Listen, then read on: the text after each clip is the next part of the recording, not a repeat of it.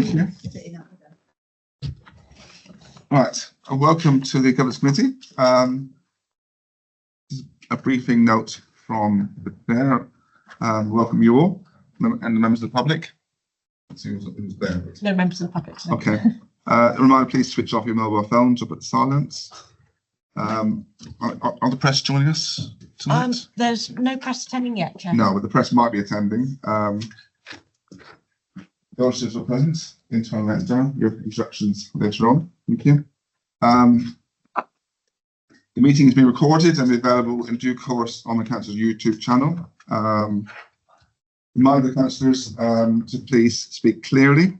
I think we're going to new microphones, so it's quite clear now, I believe. It's a full meeting, so please refer to officers and councillors by their title and not their first name. And no fire alarm plan, John, is there tonight? Mr. Trigg, sorry, Mr. Trigg. No plan, Chair. No, thank you. Okay. So, apologies for absence. I've received none, Chair. Thank you. Great to see you all. Lovely. Point 2, to approve as a correct record the minutes of the meeting held on the 7th of January 2025, pages 7 to 16.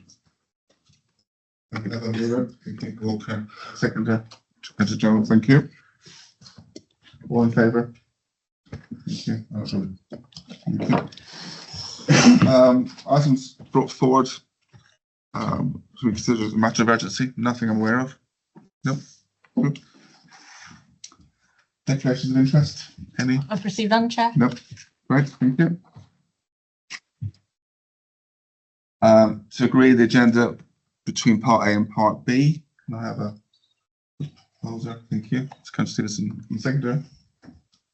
That's right. I'm terrible, aren't I? That's all right. It's agreed. Yeah, thank you. All in favour? Thank you. Right. Moving on to Part A, half year report of the chair, pages 17 to 24. Can I take this as read? Any comments? No. Is this for comment? This is for I noting. think it's just a note, Chair. Thank you. Moving on. The employee survey results, pages 25 to 38. Who's presenting? Nikki, head of. Oh, she's online. Sorry, Nikki. Hi. I didn't know. I was looking around thinking blankly. Over to our head of organisational development, Nikki Gordon. Nikki, can you hear us? I can. Thank you, Chair, and good evening, members, to you all. The report that you have before you is in request from a previous request from members in order to see the employee survey results. And the survey results that we've been carrying out surveys now for some time, and members were interested to see what the results would show. So as you can see from the report, we do a monthly light touch survey, and we also do an annual, more detailed wellbeing survey, and that's done on an annual basis. The survey results help us to identify areas to concentrate on and what we can do to improve for our employees. Unless you say otherwise, I'm intending not to go through the detail of the report, but I'm very happy to answer any questions that any of you may have. Thank you. Up to the room. Any? Mr. Jones. Yeah, thank you, Chair. Thank you so much for including this and adding it in so we can have a look. I had a sort of, when I had an initial read of it, I was like, whoa, is this bad or is it good? It's really hard to know, because if you just pull out some statements, you can make it sound really bad. But then if you have so 61% would recommend us. Is that nearly 40% wouldn't recommend, that employees wouldn't recommend the council for a job? And the same as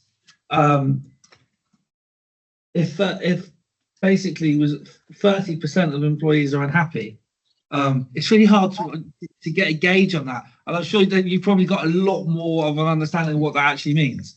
And could you kind of give us a bit more context to it?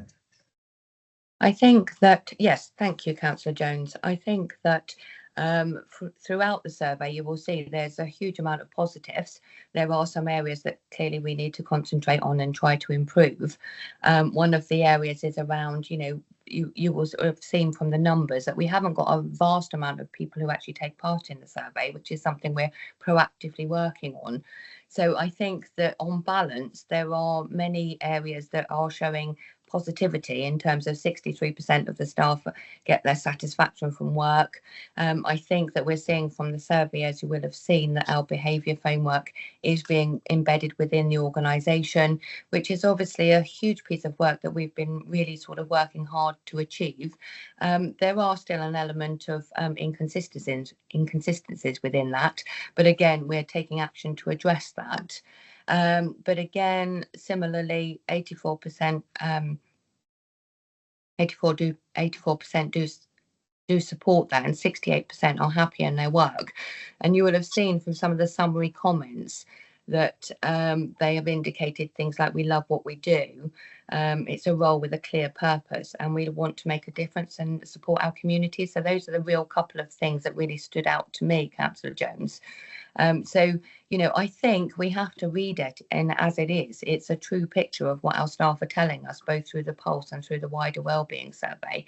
But there are some mixed views, shall we say, which you would expect from any survey. Thank you. Independent member, Whitmore. Sorry, call me Nick. I can't find the actual numbers in the survey, but when I read it earlier, what I was overwhelmed or struck with was the disgruntled feeling towards people's actual line management. And I wondered, do you have an open door policy, so if someone has got a concern with their manager and they don't feel comfortable raising it with them, because no one would, do they have access to other management above them that they can freely walk in and talk to? Yes, there is that opportunity available, certainly. But in terms of this particular survey, it was indicating that actually people were feeling more supported by their line managers and heads of service. But of course, there is always a course of redress. If they were felt unable to speak to their line manager directly, then yes, there's always a head of service or human resources that they could actually speak to. Okay, thank you. Thank you. Yeah, I picked up a sort of is your line manager in regular contact with you? And so it must be very, very hard when you're having mixed remote working in the office, where perhaps individuals don't see the manager weeks at a time, but those results have improved. Indeed. Sorry. It's reassuring. I suppose it's that culture, how we've moved from the old traditional office space to remote home working. But I was very much like Councillor Jones. I looked at it thinking, is this good or bad? Is there a way of benchmarking us for the councils, or has this been written, these surveys for North Devon Council? This survey is actually our survey, designed very carefully to try and capture everything that we needed to capture.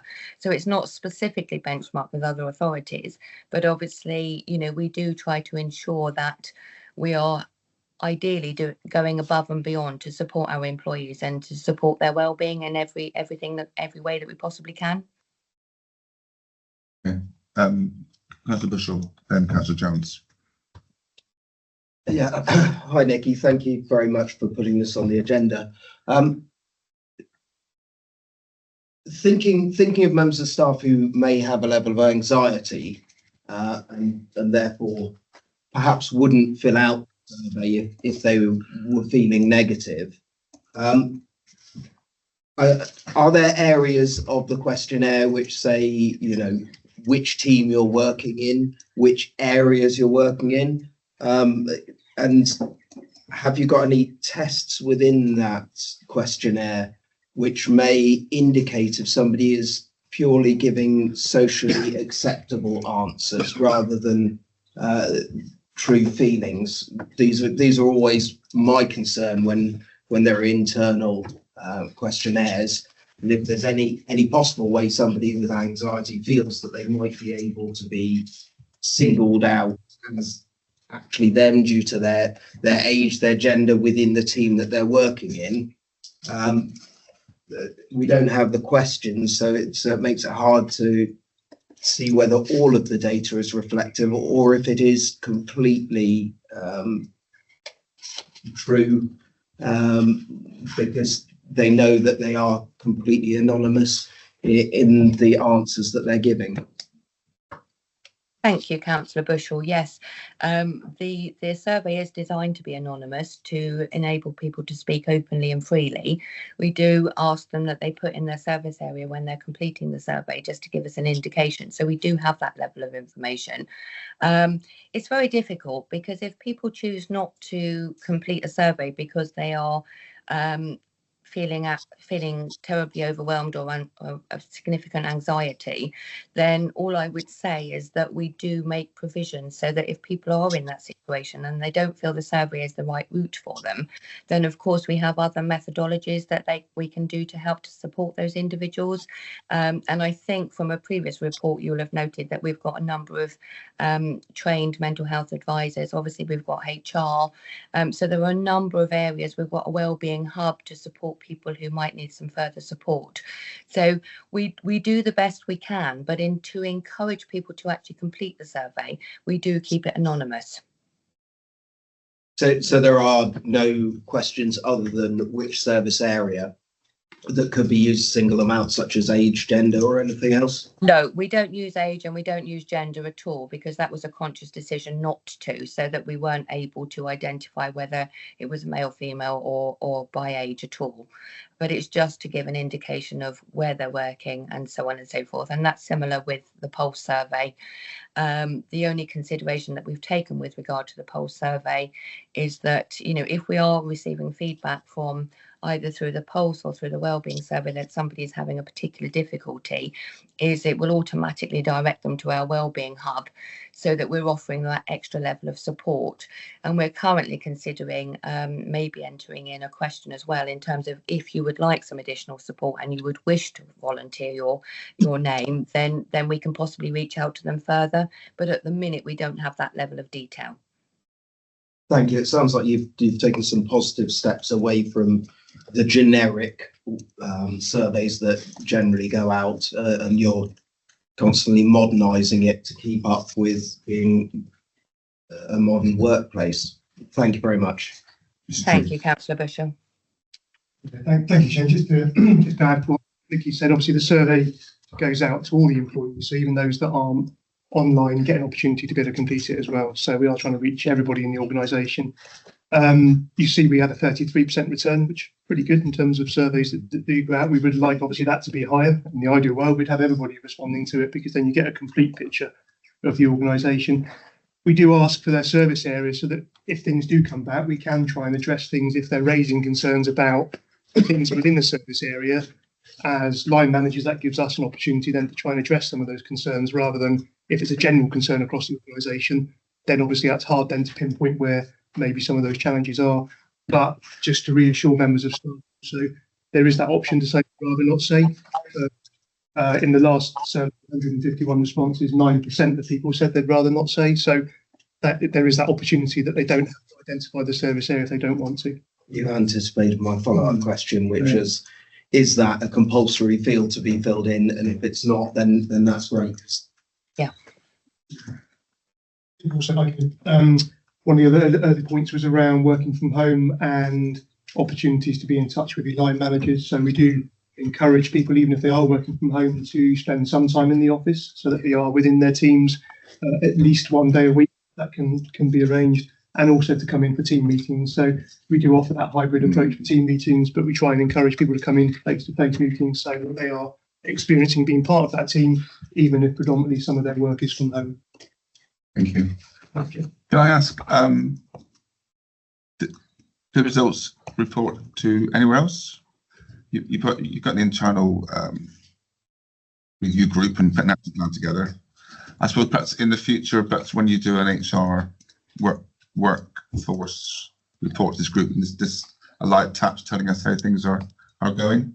Would that be appropriate? I'll let Nikki come in. Obviously, yeah, we do. We obviously do report out to sort of our workforce matters, which obviously is Okay. workforce and unions, and also we have the organisation Good. group as well, organisational development group, which is made up of people across the organisation. We don't select them; they ask to be part of that Yeah. group. So again, these survey results go out to those groups as well. So that's where some of the improvements come forward from that group in terms of recognising where we can make improvements. But Nick, you may want to add to that as well from your side.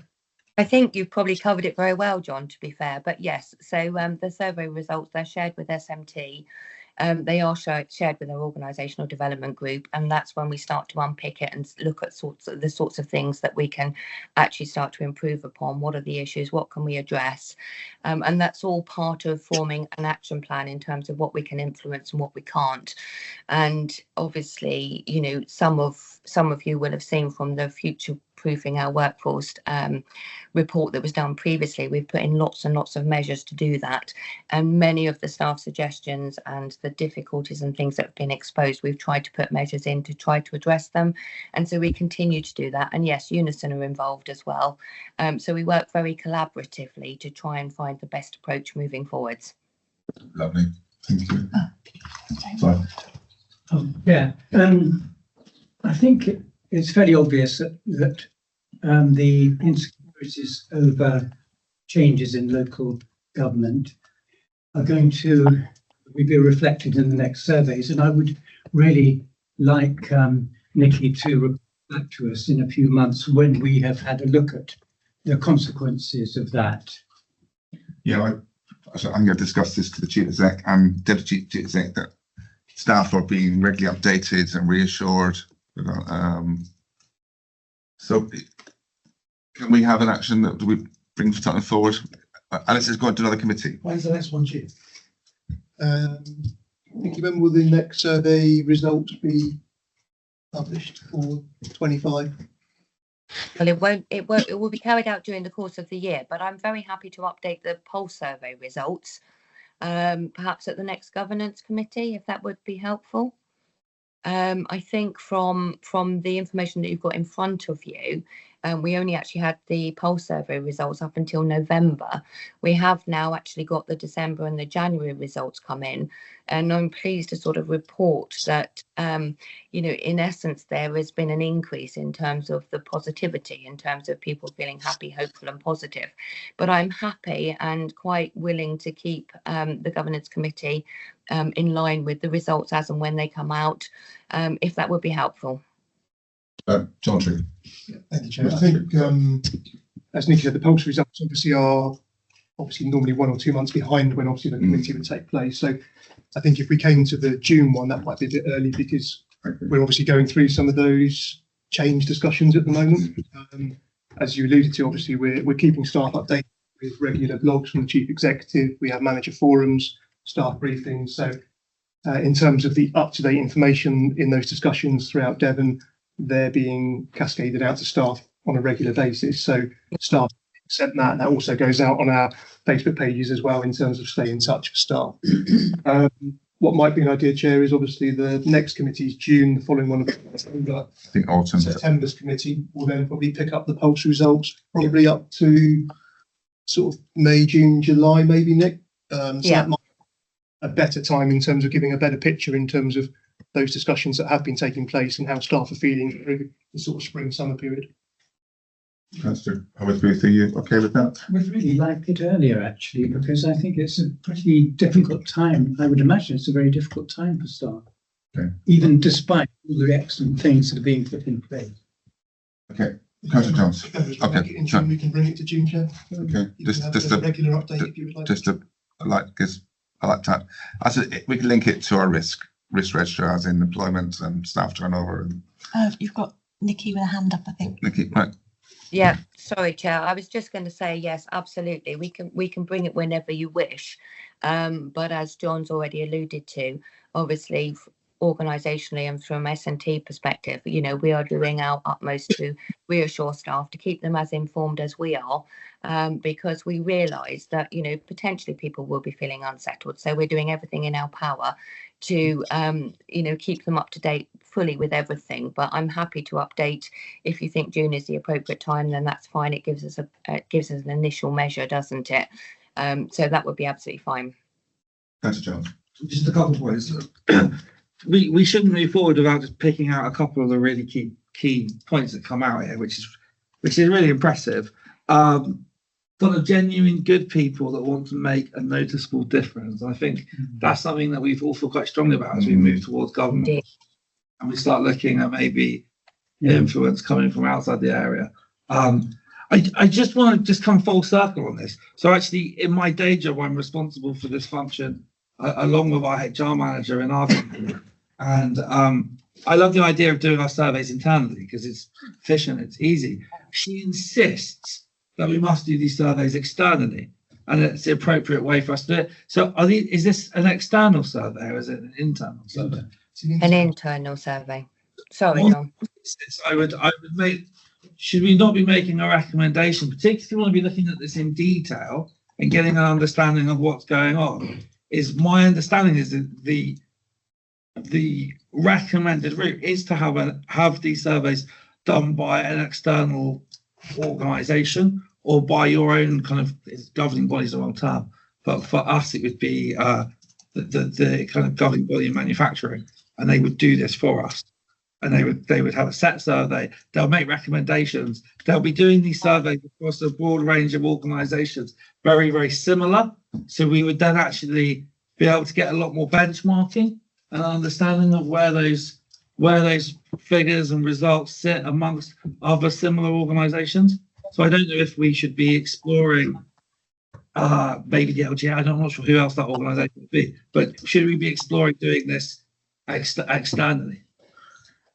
Yeah, I mean, the LGA, Local Government Association, obviously are doing pieces of work around promoting working for local government, trying to retain staff, etc. So part of that work, obviously, they do survey local authorities. I don't think that goes down to individual staff to respond. That may be something that they do look to do. It's probably not the LGA. I don't know if there's another organisation that would do that, but somebody to manage that for us rather than us managing that ourselves. That might then see a higher return on people engaging on it. It also, as I said, give you more benchmarking. I think it would. I'd like to make a recommendation that we look at an option of doing that externally. Whether we can ask to speak to the other local authorities to see if there's something that we can jointly share. Yeah, I think. I mean, Nikki can take that away. Yeah, as action to have a look at. I think the LGA maybe pieces of work, Southwest Councils, who we work closely with, who then work with all the other Southwest Councils, again do surveys around pay, etc. So again, there may be pieces of work that they're carrying out that we might be able to then do where they're benchmarking specific questions with staff on other organisations that we might be able to. The advanced practice that they make recommendations. So I'm not aware of anything, but certainly something that we can take away and explore further. Okay. Okay, anything else? Someone got a hand up? No. Anyone got a hand up? No. Okay, thank you for your report. Thank you, Chair. Thanks, Nikki.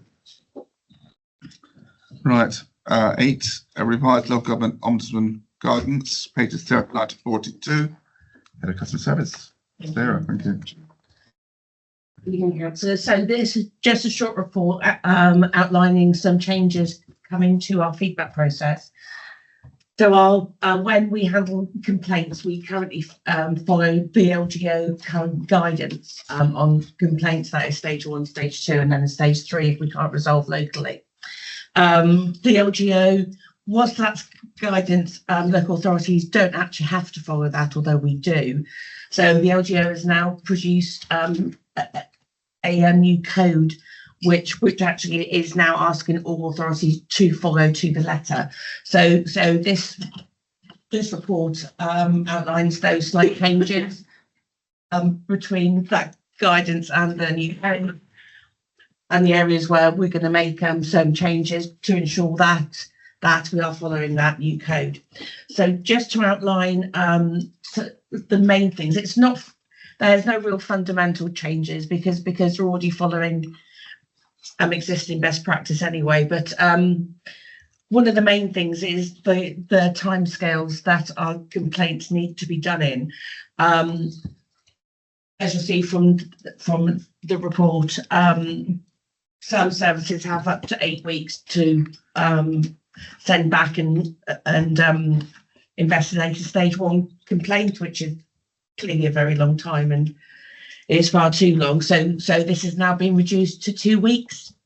So the whole process from submitting a complaint to having a resolution up to stage 2, which is everything that we do within our organisation, will now be a maximum of 45 working days, which is a huge reduction, which is fantastic for the customer, but it does mean a resource implication for our services. I do apologise, sorry.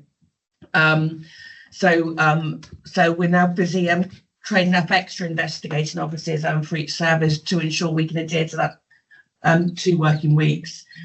The stage 2 complaint, therefore, that our feedback team would complete if the customer wasn't satisfied at stage 1. Again, that is reduced as well. So again, it's additional pressure. So absolutely fantastic for the customer, but obviously it does have a bit of an impact on our staff.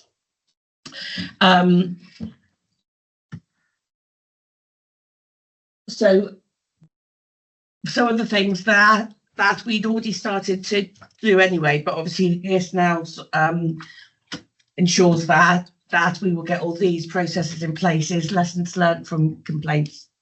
We're very good at investigating them and hopefully resolving them. But what we haven't always done in the past is ensure that those lessons have been embedded within the service. So that's part of what we're going to be doing, is when we're making recommendations to the services, is those services obviously ensure that those lessons are being learned, they're not being repeated. And we will be monitoring that with the services to ensure that we are improving at all times. We'll also have an annual report for scrutiny, which probably will come to this committee, I'm sure.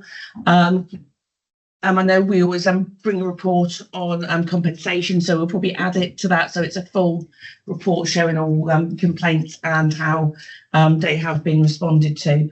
I believe, let me just double check I haven't missed anything. Really, actually, the one other big thing actually is now we have that new 45-day timeline. Even if we haven't made an error when the complaint is made, and actually it's found for us rather than against us, if we exceed that 45-day window, in theory, we could still be found against because we've taken too long. So that is something that ensures that we will be staying within the 45-day window to make sure everything is resolved and answered in that time. So yes, in short, again, fantastic news for our customers. They're making sure they're getting their complaints resolved swiftly. But again, it will have an impact on staff that obviously are, as you'll see from the results from the wellness survey, awful lot of the comments were just their sheer amount of work involved in their day-to-day role. So this obviously will impact that slightly as well, but it is what it is, and obviously we'll make sure we follow the guidelines. Happy to take any questions if there are any. Well, one, I'm reassured we're adopting the code. Yes. 2, I think you've raised about extra work for individuals that volunteer for this role. Do they investigate? Is it, or is it across the general workforce? Yes. So, so each service has each service has an investigating officer.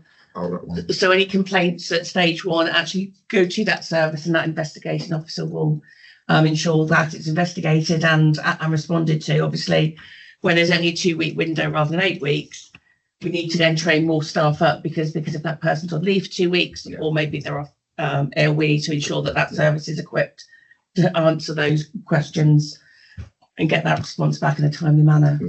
Thank you. So we look forward to future reports on that. Any questions? No. Well, thank you for your report.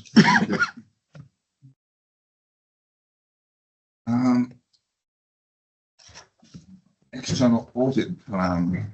With that, moving on to, and that is, no, pages 43 to 58. Yes.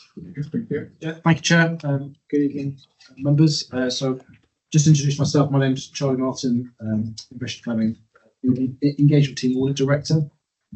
So in fact, today we've got our audit plan. This is an annual document we share with the council and with yourselves, which effectively sets up the scope and nature of the upcoming audit of FY25. It seems good practice to communicate in a formal way in this audit plan, because inside it we set out a number of key areas. So one is our areas of heightened focus, so what we call our audit risks.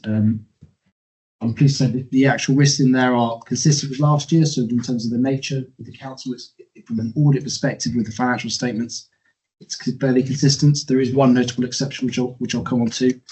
But other points we confirm in there is our materiality basis, fees for the year are set out by the PSAA, and our independence consideration as well. The one change which applies for this year, and you'll see it later on in the pack with a paper about accounting policies, is the implementation of a new accounting standard referred to as IFRS 16, or to do with leases.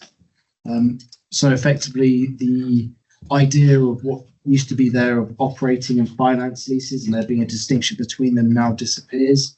And there are some smaller exemptions, but pretty much all leases will now appear on the authority's balance sheet. And therefore, there will be a need to go through an assessment and implement that change into the authority statement of accounts. So we've had an initial conversation with John and Tony. They've done their assessments and we'll be making sure to pick that up in good time ahead of. There's no paper tonight on that, isn't there? There is. So you might have covered John's introduction. That's absolutely fine. Do two birds with one stone. But yeah. So I'll stop there. I'm happy to take any questions.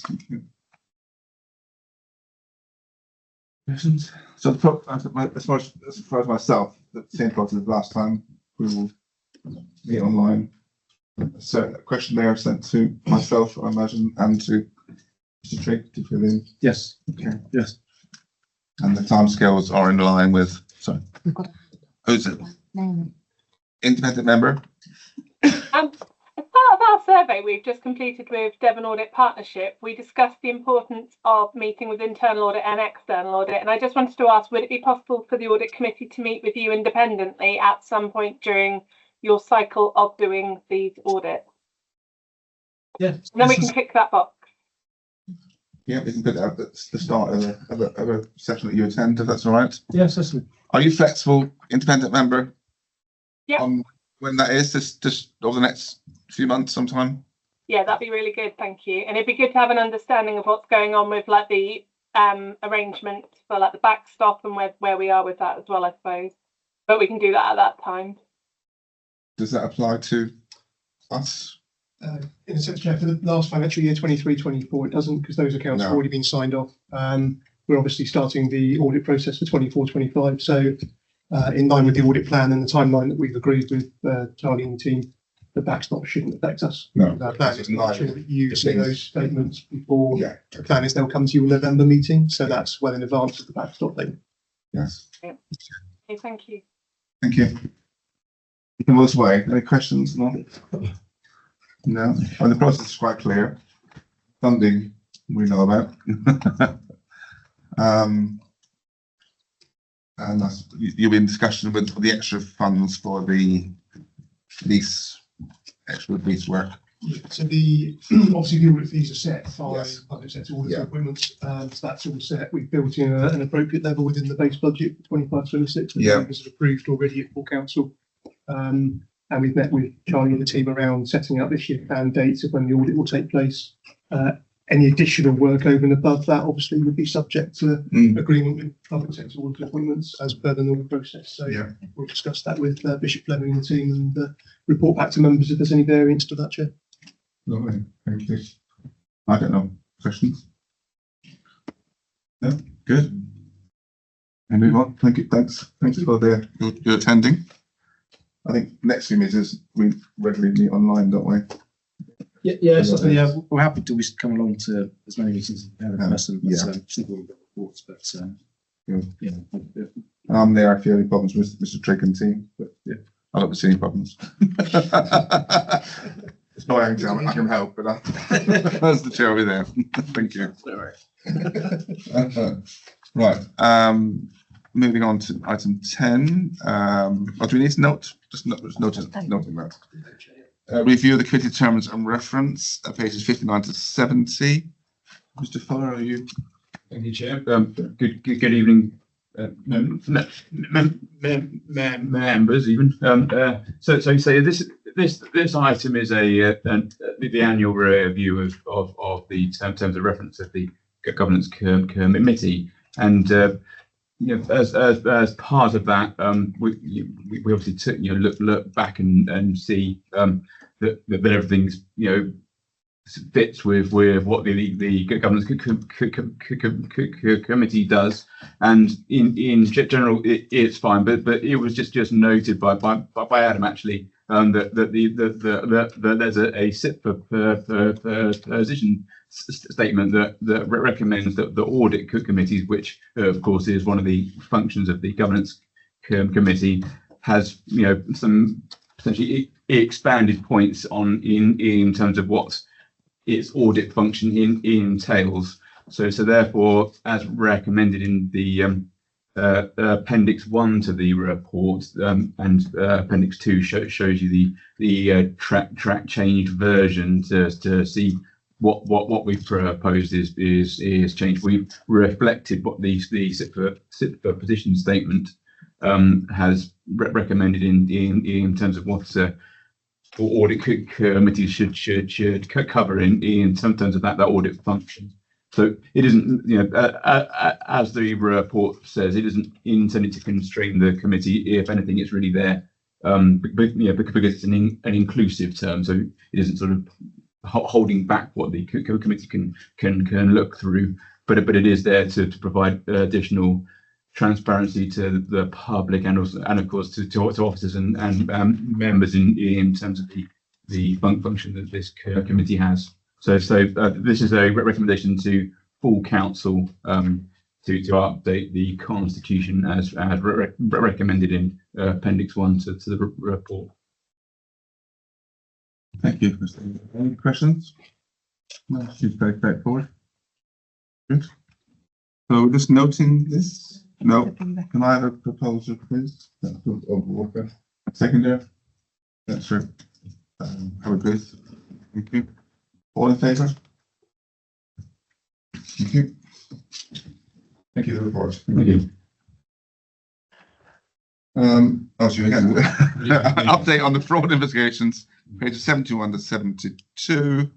I think we've been holding this back for a few months now because we had nothing to report, but still nothing to report. But still, yes. Yeah.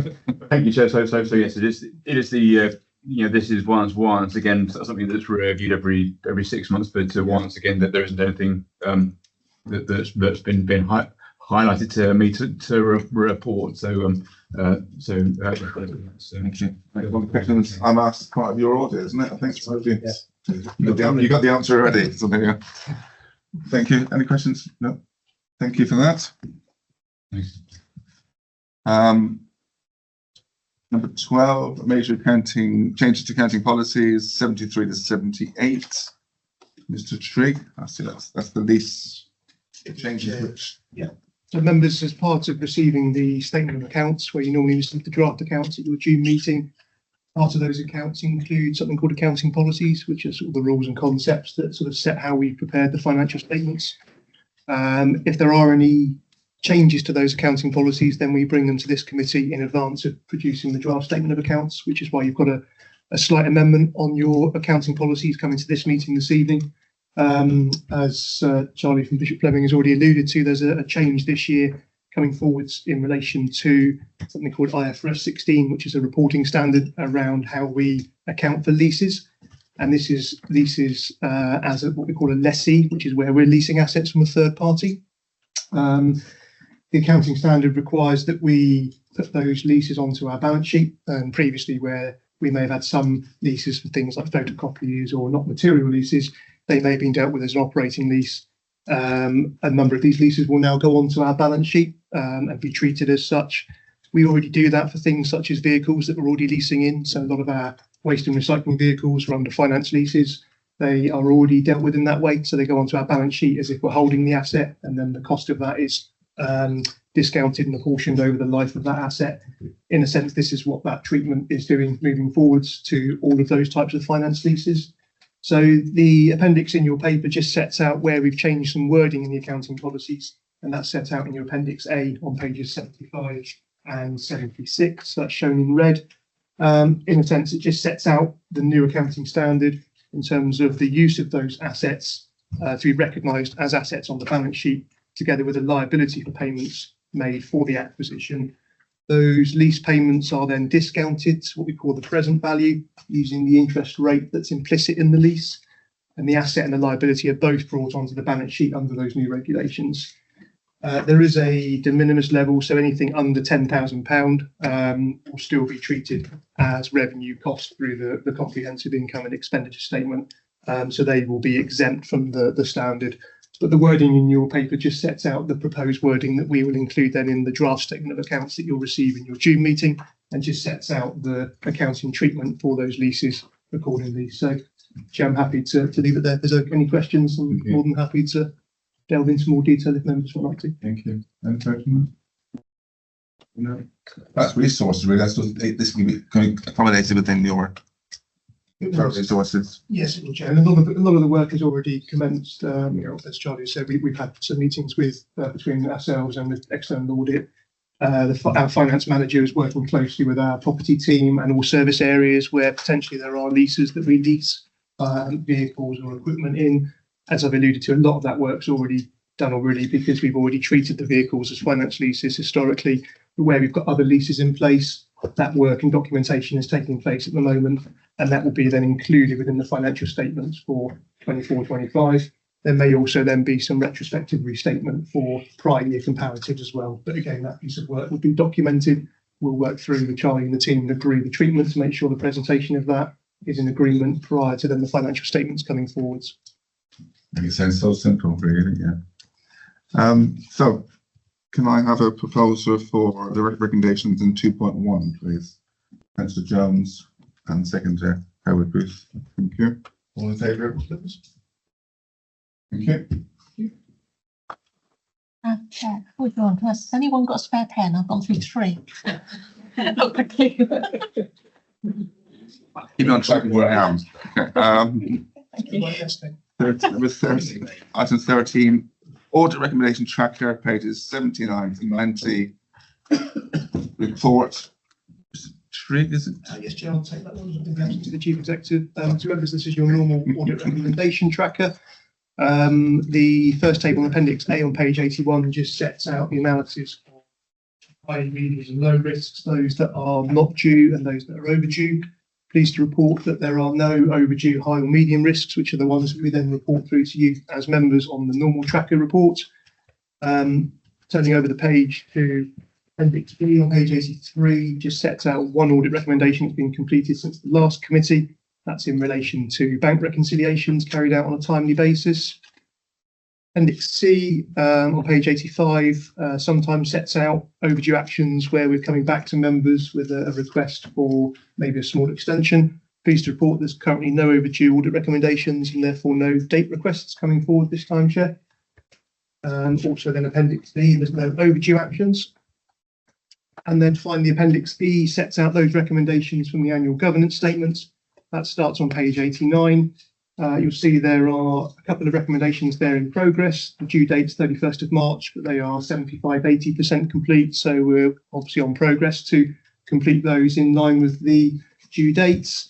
There's one recommendation at the bottom, which is in relation to the Procurement Act, which was originally due to come in October 2024. You'll recall the last council meeting where the monitoring officer reported around the Procurement Act and changes to our constitution. And following that, there is some training for members, which is going to take place at the council meeting in April. Therefore, we're just asking for a short time request on that one for the 30th of April, just to complete that training so that members have that full circle from the Procurement Act, changing our constitution, and then obviously through to you receiving that training. The other recommendations then in the report are showing as completed. So that's the only one recommendation. We're just asking for that small date extension to coincide with the Procurement Act changes. The Chair, a very positive report overall in terms of no outstanding other actions and due dates being asked for extensions. That's what I'm going to say, but okay. Ditto. It's good reading. Any questions? Any comments? No? Very good. I think it's really, really good. That we're getting down to one item. I've got a hand up, Joe. Thank you. Who's that? Independent member? Hey. Thank you. Being my specialist interest at the moment, annual governance statements, I just wanted to add to that, we closed our consultation today on the way annual governance statements will be carried out from April next year. You will need a code, or it will be recommended that you have a code of governance. I have discussed it with Adam before, and it may be recommended that you have a framework of governance as well. I'll update you. Well, you'll get an update anyway, like you do all the time. But I just wanted to add that to that. It seemed like the right time. Okay. Thank you.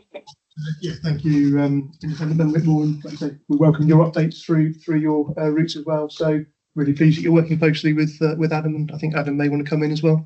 Yeah, Chair, just to say that having that annual governance code that Independent Member mentioned is on our service plan for delivery. So yeah, we can update as part of that progress as well. Right.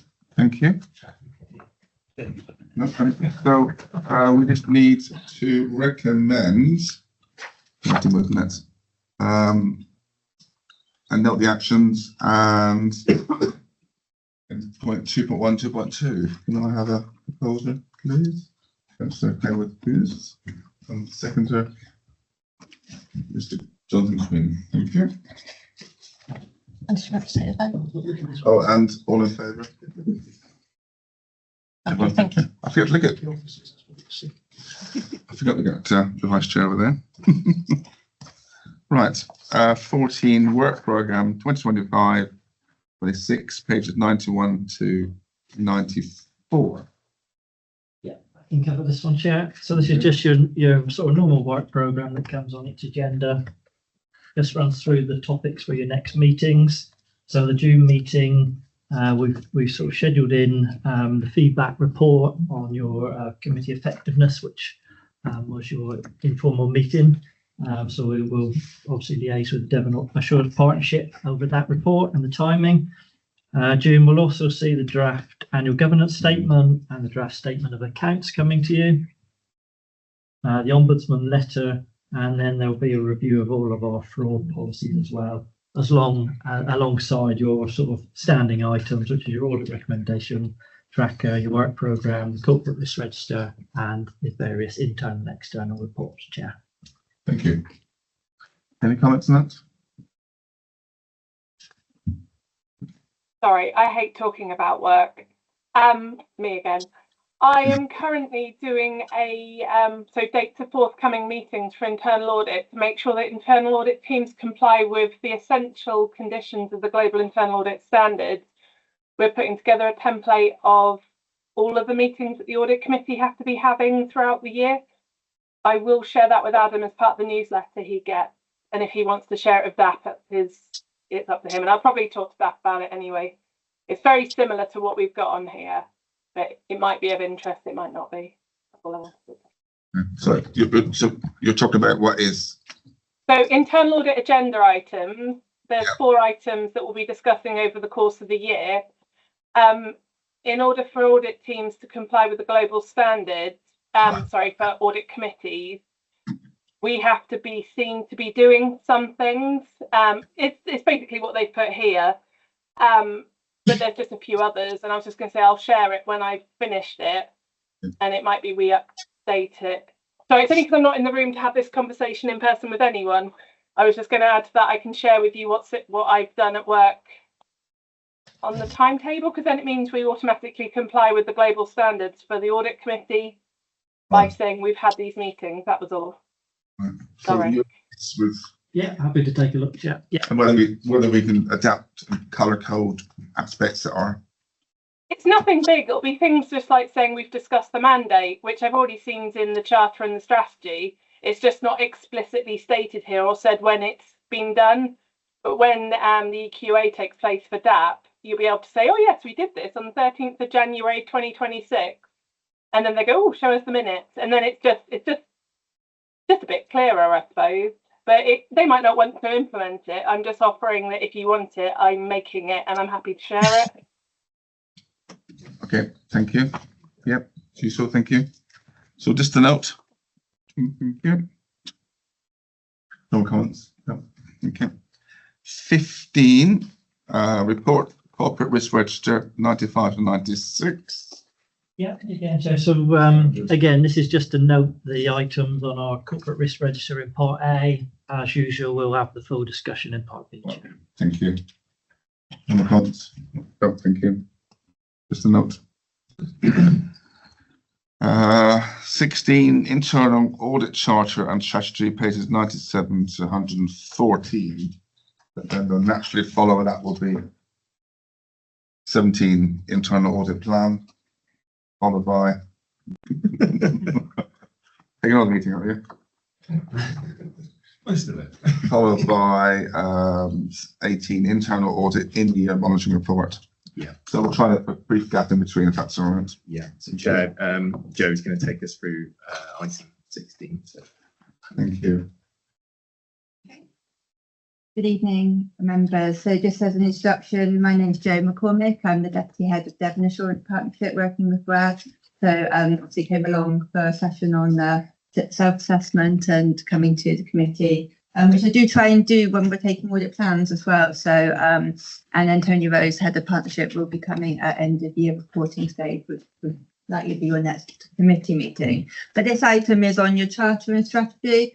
A relatively quick agenda item, really. It is a standard document that we bring annually to the committee.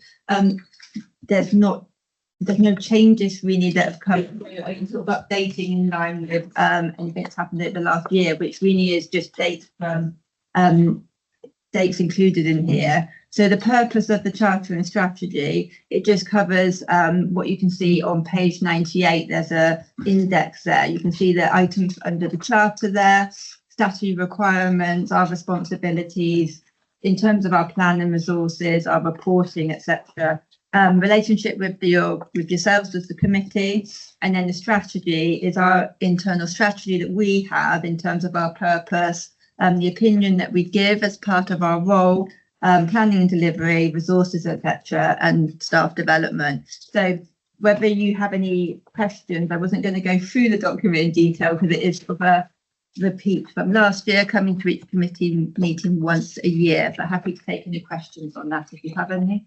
We've not had a change of answers, so any questions? I'd say it's expanded from previous. Okay, so that's 16. Note 17, internal audit plan on pages 117 to 120. Thank you, Chair. So good evening, members.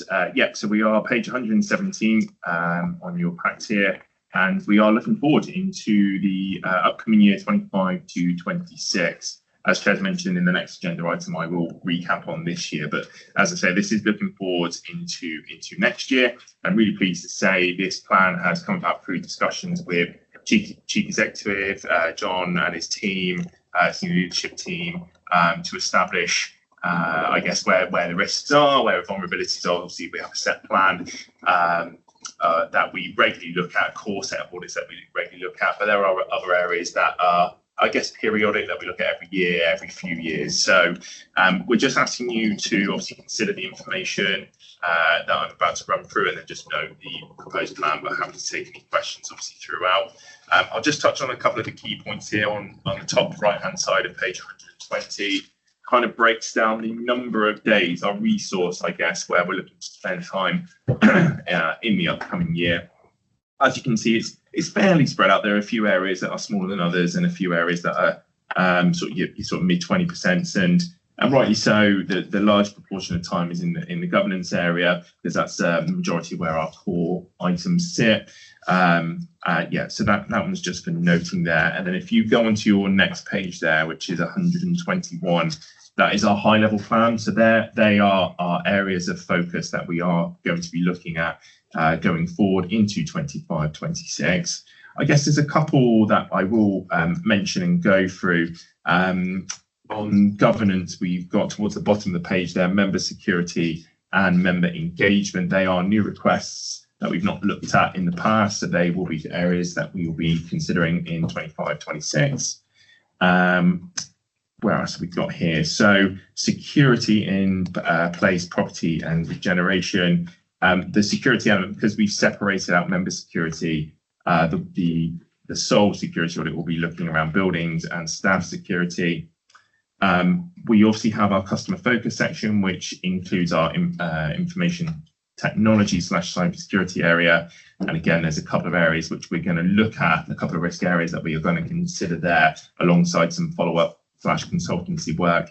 And I will draw your attention to the item just under that, which is artificial intelligence. That is a small number of days, but that was a request through discussions with the team that we looked at risks and opportunities associated with AI. I've heard ChatGPT mentioned a few times actually this evening. So it's common knowledge, it's out there, but there are a number of risks / opportunities. So we can certainly share our thoughts around that with yourselves and the team. As we go through as well, you will see on the far right hand side there under the audit management section, alongside our usual sort of follow-up work, audit advice, committee attendance, those sorts of things, we have logged a couple of days under devolution / LGR support. And I guess it's there's a lot of unknowns in that area at the moment, and I think a lot of our partners are experiencing that challenge of those unknowns. And I think as the year goes on, we can certainly provide some assurance and support in particular areas that may fall under that banner and help officers and members gain some assurance as we help towards that devolution deadline in a few years' time. So I'll pause there, Chair, and happy to answer any questions specifically on the plan itself. Thank you. I noticed that building control is not on there, is that? Mm-hmm. So building control is one that we're looking at this year. This year, Yes. yeah, okay. Yeah. So there's follow-up from. Okay. Correct. That was one of the ones that didn't get the green score on. Yes. That's That's right, Jeff. So we are performing follow-up. Good. That's reassuring. Thank you. Thank you. Any comments? We've got a question from Amy. Independent member Whitmore. Hi. I don't know if this is a silly question, but you're still talking about the SIAS the whole way through. Is that on purpose? Public sector internal audit standard. Sorry, Naomi, can you just clarify what you mean by that? So from April, we're supposed to be calling it the Global Internal Audit Standards UK Public Sector, but you've chosen to still call it the Public Sector Internal Audit Standard, which no longer exists from April. But is that something DAP have decided to refer to, like the all-encompassing 3 new standards? Are you now referring to it as SIAS, or is that a mistake? Yeah. I think it's just a terminology used, Naomi. So we're just familiar. Obviously, the SIAS is very familiar in terms of that, but and it is something that, yeah, rightly so, it probably should be updated now, but it is meaning the same thing. Okay, thank you. So something you'll take on board? Yeah, sure. I think it's going to be called the UK, because the one thing loads of people seem to have not realised, it's called the GS UK Public Sector, in case you didn't know that. You probably do know that, I'm sure you do know that, but I didn't even know that till the other day. But It took a little while to get used to the change, I think. oh, it's like SIAS rolls off your tongue, but GIS is what. Anyway, yeah, that was all I was going to ask, was that's right. Thank you. Thank you. And I think we've spoken to Mr. Trigg that similar sort of days to previous years. Yes, yeah. So 24-25 was around 247 days. So it's a slight increase by 2 or 3 days. Yeah. But the plan is flexible, like the current plan. So even though there are set allocated days, things can move around in the year, and we work very closely with Joe and Brad and the team. If there are lesser days in one audit, there might be something new that comes along, a new risk. Exactly. They told them 9 months later what's going to happen to them. The devolution days we wanted to put in because we felt it was important. There is a lot of unknowns at the moment. Some of that may affect some of the audits that take place during the year. That's why we wanted a number of days that may be added on to certain audits rather than something specific around devolution and LGR. So again, it can be flexible and adapted as we go through the year. It's reassuring, thank you. Any comments? Thank you. Fantastic. Thank you for the report. And 18 internal audit in-year monitoring reports. Yeah, so thank you, Chair. So we turn our attentions now to sort of finalising this year, and we're hurtling towards the end of the year. So lots going on. I was last here in January, and really pleased to say that since that point, we have issued a further 7 reports. Those recently issued reports are tree management, recruitment, regeneration, information technology and cybersecurity, housing benefits, customer service centre, and emergency planning / business continuity. So pleased to say that recruitment, regeneration, housing benefits, customer service centre, and emergency planning business continuity were awarded substantial assurance. So again, that's our top rating of assurance there. And tree management was awarded a reasonable assurance. We do have 2 topics under information technology / cybersecurity that were awarded a limited assurance, and we are going to refer to them in part B. So yeah, if I draw your eyes to page 133 on your packs there, that's just a quick snapshot of where we are at the moment. So as you can see, a lot of green there, which is good to see. The yellow ones marked there are in progress, and you'll remember from the last committee where I attended in January, I've started to include now the timeframes of when those remaining audits will be completed. So yeah, absolutely. I think we referred to this at the previous committee that it's not uncommon to complete work in April, at the beginning of the previous year. We try and avoid it, but naturally these things do happen through overruns, etc. But I'd say that is minimal. So we are on track to complete that by the end of April. I think 90% is your target, isn't it? That's right, Chair. Yeah. Yeah. And of How course, you calculate that? I don't Yeah. know, but that's right.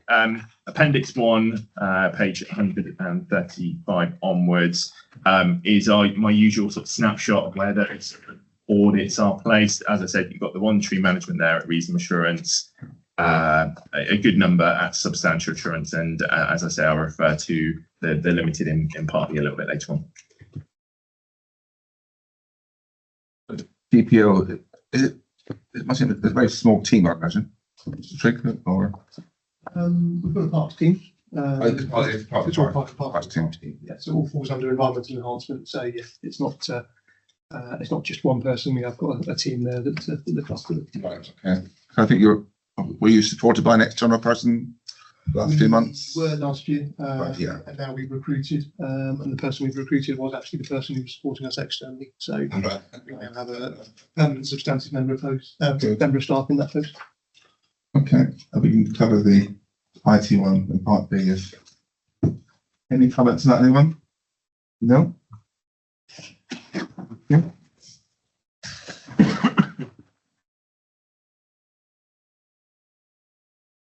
So that's the end of part A.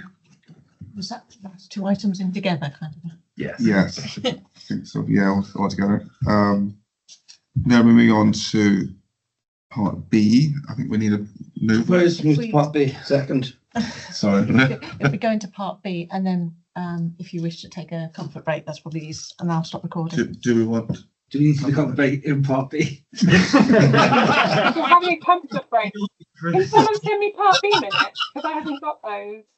Not minutes. Part B agenda pack, if there is one. Okay, I'm not so sure if I can at the moment, but this is I'll the do it challenge just a with external, isn't it? yeah. So did we get the Sorry, did someone propose part B with Councillor Jones? Part B, Councillor Jones, seconder, Councillor Bushell. Do you need all in favour?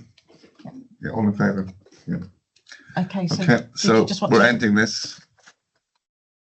We're going to stop the recording now. Okay, and have a